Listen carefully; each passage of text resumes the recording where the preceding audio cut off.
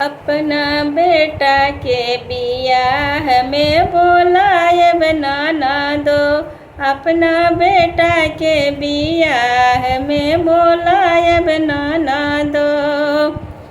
अपटन के पिसाई हम कंगन देबहो। अपटन के पिसाई हम कंगन देबहो। कंगन के धुन पर नाचायम ननदो।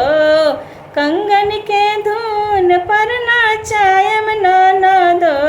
तोहर भैया बोलाई के देखायब ननदो। अपन सैया बोलाई के देखायब ननदो। अपना बेटा के बियाह में बोलायब ननदो।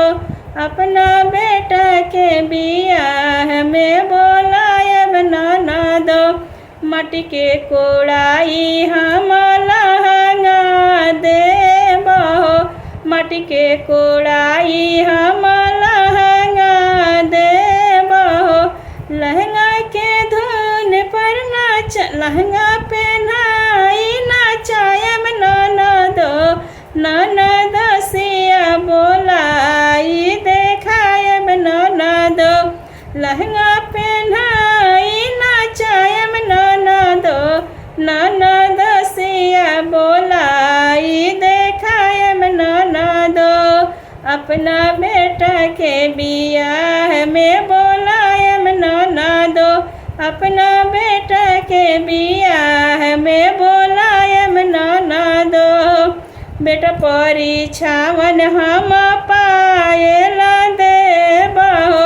बेटा परीछावन हम पायल देबहो। पायल के धुन पर नाचायब ननदो।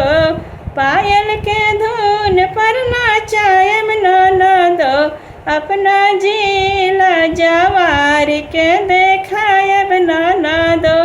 अपना जिला जवार के देखायब ननदो। बजबा जवायब हम याना धन लुटायब हो। बजबा जवायब हम याना धन लुटायब हो। खुशियाँ मनायब हम दावत खियायब हो। खुशियाँ मनायब हम दावत खियायब हो। चंदन से गीतिया गवायब ननदो। अपना बेटा के बियाह में बोलायब ननदो। अपना बेटा के